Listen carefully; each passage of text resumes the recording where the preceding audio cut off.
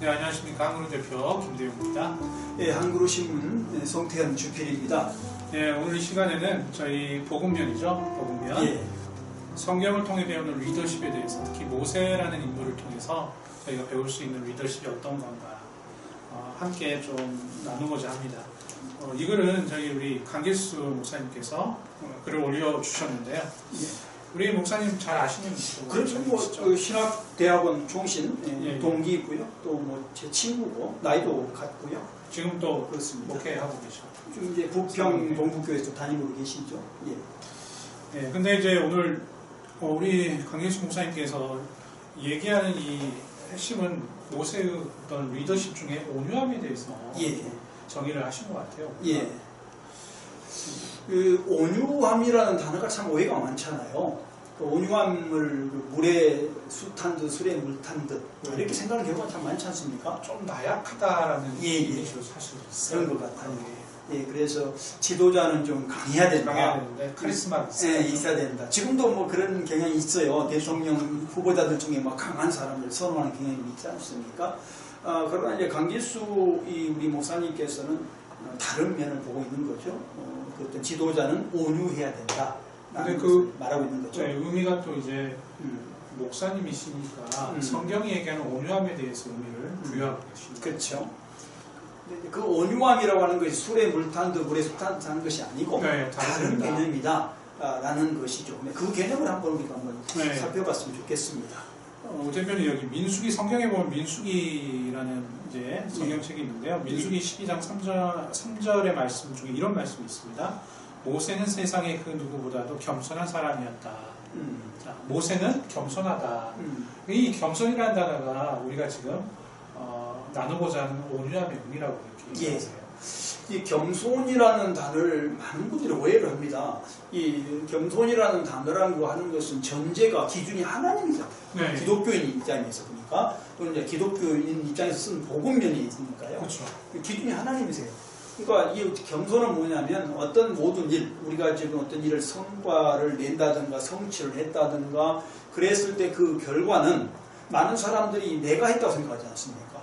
내가 열심히 노력해서 됐다? 맞아요. 그걸 기독교가 부인한 게 아니라 사실상은 하나님이 하도록 허락했다는 거죠. 결제하셨다. 예, 그래서 그게 겸손이에요. 그거를 아는 것이 겸손이라는 겁니다. 예를 들면 내가 서울대학교를 입학했습니다. 네. 서울대 가려면 얼마나 힘들어요. 저도 서울대 또 낙방해서 이렇게 다른 대학을 갔는데 근데 서울대 가려면 잠 못 자죠. 그렇지 않습니까? 그만큼 공부해야 되니까요. 열심히 해야 되잖아요.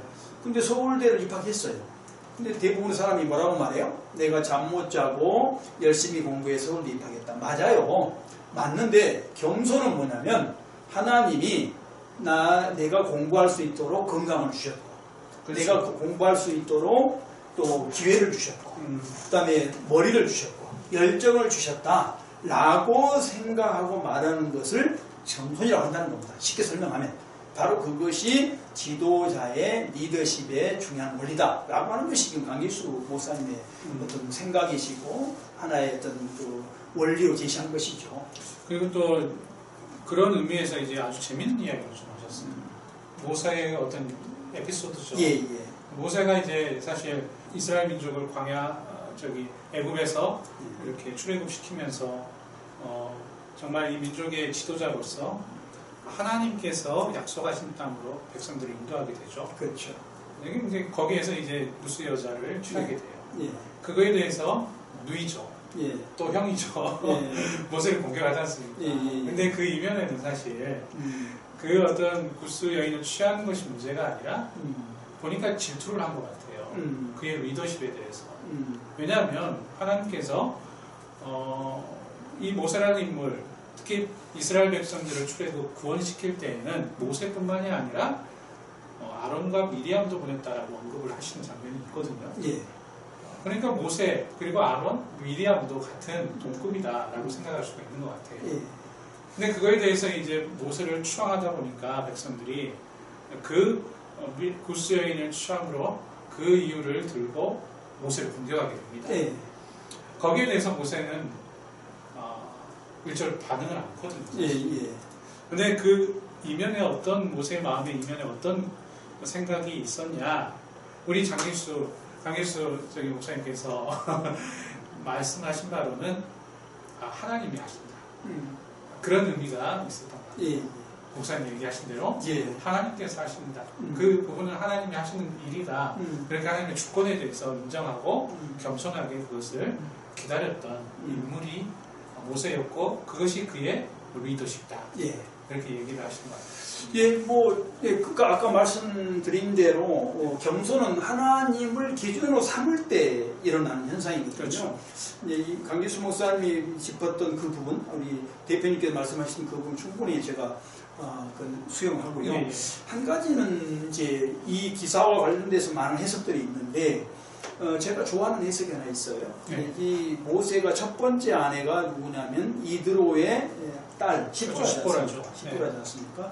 시보라는 성품이 성경에 나타난 성품, 이 성품이 굉장히 부드럽고 소극적이었어요. 그래서 성경에도 보면 그렇게 나타나지 않아요. 남편의 하는 일에 별로 간섭하지 않고 남편이 모든 일을 하도록 주도적으로 하도록 그냥 따라가는, 오늘 같으면 그냥 뭐랄까요, 어떤 그 좋은 아내, 이런 아내였단 말이죠. 그다음에 시보라가 죽어요. 죽은 이후에 이제 구스 여자를 두 번째 아내로 취하잖아요. 구스 여자를 취하는데 이 구스 여자는 그런 시보라와 정반대 사람이었다고 이해가 되어져요. 그래서 성품이 적극적인 거예요. 소위 말하면 외향적. 그렇죠. 외향적인 거죠. 그래서 영부인의 역할을 제대로 한 거예요. 근데 그 당시 시보라가 있을 때는 사실은 미리암이 영부인 역할을 했다는 거예요. 그럼? 예, 미리암 성격이 적극적이잖아요. 생각해 보세요. 그 출애굽기 보세요. 얼마나 적극적입니까? 자기 동생을 살리기 위해서 목숨을 걸잖아요. 그러니까 충분히 이해가 가요.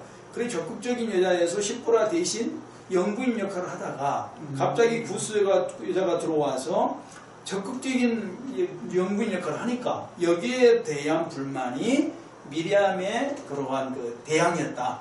이렇게 해석하는 걸 제가 보고 있고 저는 상당히 동의합니다. 그 해석도 그래서 그런 측면에서 생긴 어떤 도전이 아닌가, 갈등이 아닌가 이렇게 생각이 되고요. 그래서 주도적으로 한 사람이 아론이 아니라 미리암이잖아요. 누나가 그렇게 하잖아요. 그런 측면에서 나타나는 것이고, 그럼에도 불구하고 모세는 처음에는 이쪽 반응하지 않고 참았다. 그러니까 하나님께서 하실 것이라고 하는 강기수 목사님 해서 하나님께서 하신다고 하는 그거를 신뢰하고, 그래 네가 도전한다고 하더라도 나는 그냥 가겠다. 이걸 이제 겸손으로 보고 있는 거잖아요. 그리고 그것이 리더십의 한 가지이다. 중요한 원리라고 생각하는 거죠. 사실 우리 대표님 참 힘들지 않습니까? 쉽지 않죠. 사람은 감정적인 또 부분이 있기 때문에 쉽지 않거든요. 특히 믿었던 사람에게 배신을 당하거나 공격을 당할 때는 더 상실감이 클 것 같아요.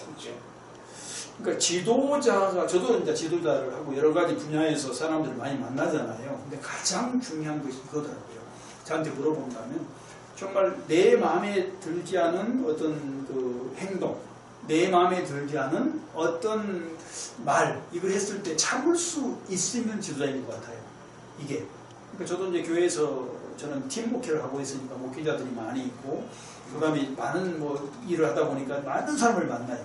신문도 사실상 기사들이 한 10명 가까이 그렇게 있는데, 어떨 때는 내 마음에 안 들 수 있잖아요. 또 그들도 내가 마음에 안 들 수 있잖아요. 그럴 때 화를 내지 않고 하나님께 맡길 수 있는 것이 지도자의 가장 중요한 품성 같아요. 품이고. 근데 그게 쉽지 않죠. 그런 점에서 모세를 온유하다 보는 것은 저는 굉장히 바르다고 생각을 합니다. 그리고 또 저 개인적인 해석이지만 하나님께 그 문제 해결을 맡긴다는 것, 특히 사람에 대해서 맡긴다는 것, 저는 굉장히 무섭거든요. 개인적으로. 그렇군요. 무서운 말인 것 같아요. 왜냐면 내가 저 사람이 나를 공격했을 때 내가 저 사람을 징계한다고 해서 얼마나 징계하겠어요. 징계봤자 무슨 내가 안 만난다든가 그거는 끝나겠죠. 끝나겠지만 하나님한테 맡긴다는 건 죽을 수 있어요. 그러니까 제가 무서운 죽을 수 있는 거예요. 그러니까 그것이 온유함의 결과죠. 온유함은 엄청난 심판을, 하나님의 심판을 갖다가 용인해버린 거잖아요. 그러니까 무서운 거죠, 사실상. 참. 예.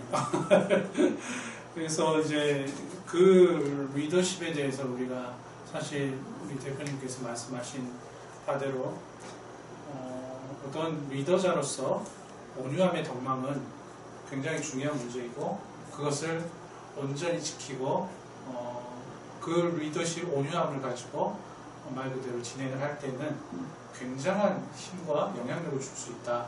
이렇게 생각이 됩니다.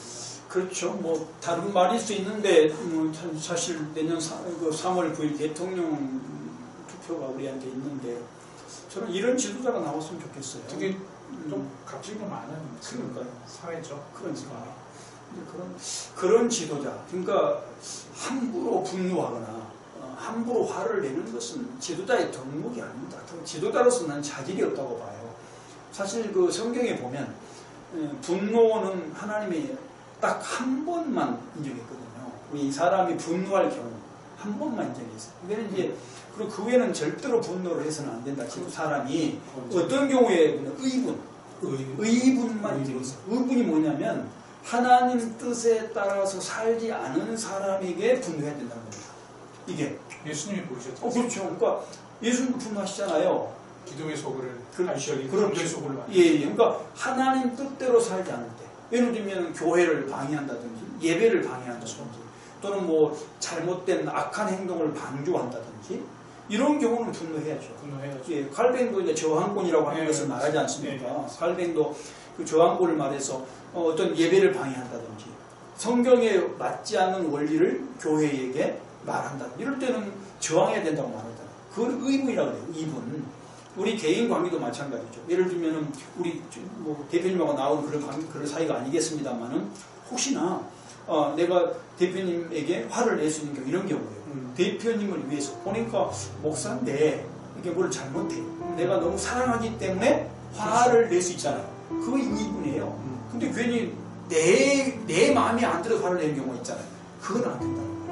그것은 그냥 잘못된 분노, 마귀의 괴계고 의분만 하나님 인정한 분노라는 거죠. 그래서 이제 그런 경우 외에는 절대로 함부로 분노하면 안 된다. 그래서 그것이 지도자의 하나의 품위이고 품성이라고 하는 거죠. 그러니까 온유함을 갖는다는 건 말 그대로 분노하지 않는다. 그렇죠. 그렇게 정리가 되겠습니다. 분노하지 않는데 의분은 가져야 된다. 가져야 된다. 예. 그러고 정리하면 아마 강길수 목사님 말씀하신 온유함, 리더십 원리가 설명되지 않을까 그렇게 생각됩니다. 예, 그런 의미에서 우리 모두 다 온유한 자로서 예, 우리가 승리했으면 좋겠습니다. 우리 과제죠. 예, 감사합니다. 네, 감사합니다.